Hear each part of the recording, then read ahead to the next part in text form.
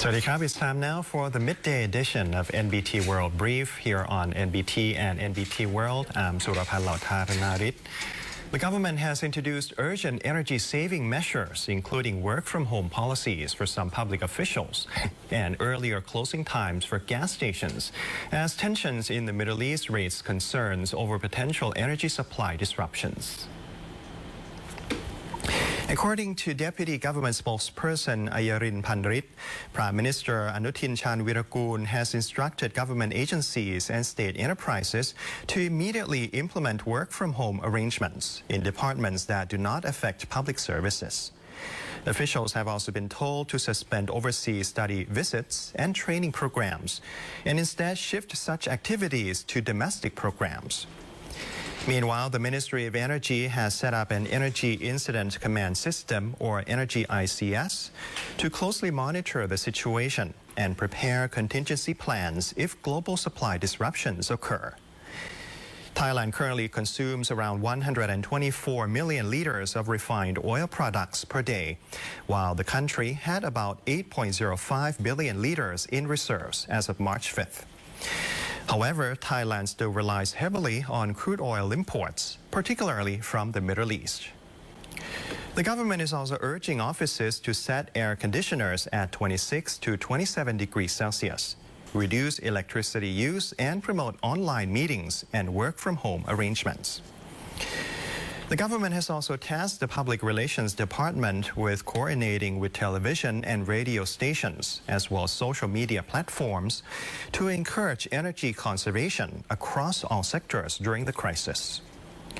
If the situation begins to affect Thailand's energy supply, authorities may introduce additional measures, including the restriction on the use of electricity for illuminated advertising signs after 10 p.m. and requiring most fuel stations to close by that time, with exceptions for stations located on major highways. Officials say a 5% reduction in oil use could help save more than 10 million baht per month, while cutting electricity consumption by the same amount could save about 31 million units of power monthly. In the cabinet meeting yesterday, Prime Minister Anuthin and several ministers were also seen wearing short-sleeve shirts without neckties, in line with the government's energy-saving campaign.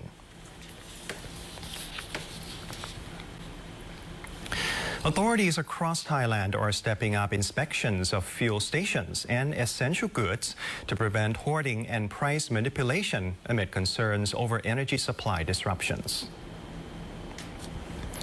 In Uthai Thani province, the Provincial Commerce Office and related officials inspected 2 fuel stations, 2 consumer goods stores, and 2 fertilizer retailers. Authorities found that most fuel stations still have sufficient supplies. However, some stations reported temporary diesel shortages during peak demand. Operators have already ordered additional fuel, which is expected to arrive within 1 to 2 days.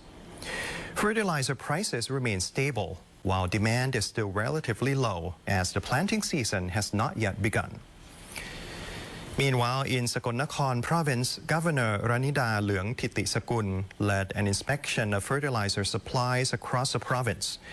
Officials reported that most of the agricultural supply stores in the province still have adequate stock to meet farmers' needs through May, particularly for urea fertilizer and herbicides used for rice, sugarcane, and cassava crops.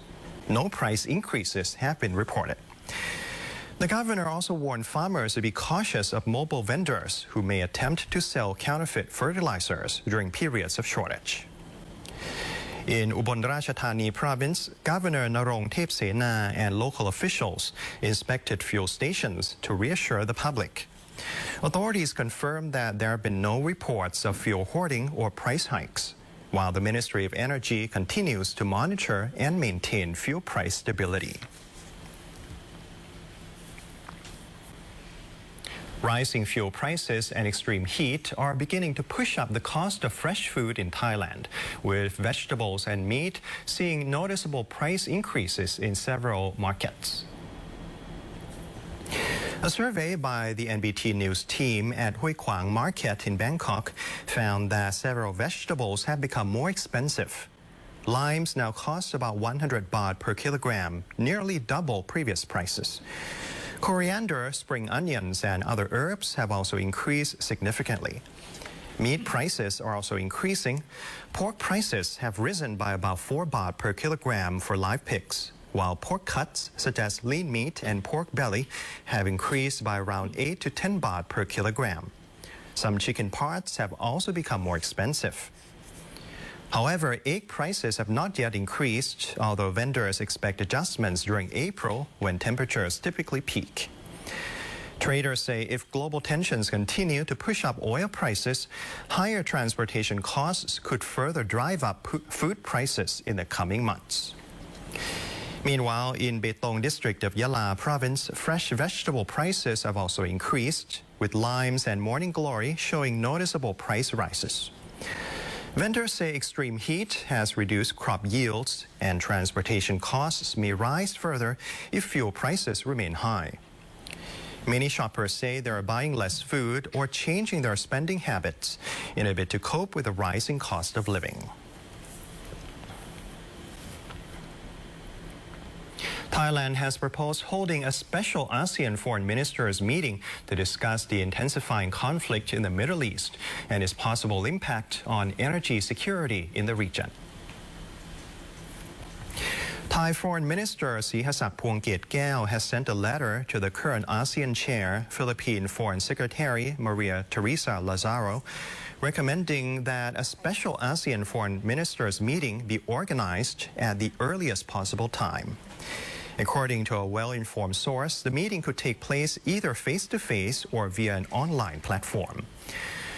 The proposed discussions would give ASEAN member states an opportunity to share views on immediate measures to manage the impact of the Middle East conflict. Possible areas of cooperation include coordinating consular assistance for ASEAN citizens in the region and preparing contingency plans to safeguard energy supplies. The meeting is also expected to look at longer-term strategies to respond to potential regional emergencies, especially situations that could disrupt global energy markets or affect the large number of Southeast Asian workers living in the Middle East. Thailand, like many countries in ASEAN, depends significantly on imported energy, particularly crude oil and natural gas from the Middle East. The Thai Ministry of Defense has launched a joint aerial training exercise in northern Thailand to strengthen cooperation in tackling wildfires, haze, and air pollution. Deputy Defense Minister Adun Buntamjarean chaired the opening ceremony of the Northern Joint Aerial Wildfire Suppression Exercise 2026 at Wing 41 in Chiang Mai Province. The Deputy Defense Minister was welcomed by the commanders of the Royal Thai Army and the Royal Thai Air Force. During the event, officials received a briefing on the current wildfire situation and response efforts from the Northern Region 3 Forward Command Center for Wildfire, Haze, and Air Pollution Management. Authorities also reviewed the readiness of the Royal Thai Air Force in supporting wildfire suppression operations, including coordinated aerial firefighting missions. The exercise aims to strengthen operational coordination, improve skills, and enhance preparedness for wildfire control missions at both tactical and operational levels.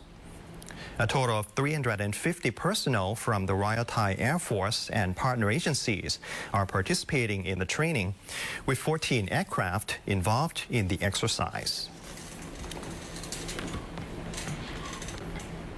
And that wraps up our midday edition of NBT World Brief. You can stay updated with the latest developments right here on NBT and NBT World. And for more stories, you can simply scan the QR code on your screen to access our full coverage across all media platforms. Have a nice day. สวัสดีครับ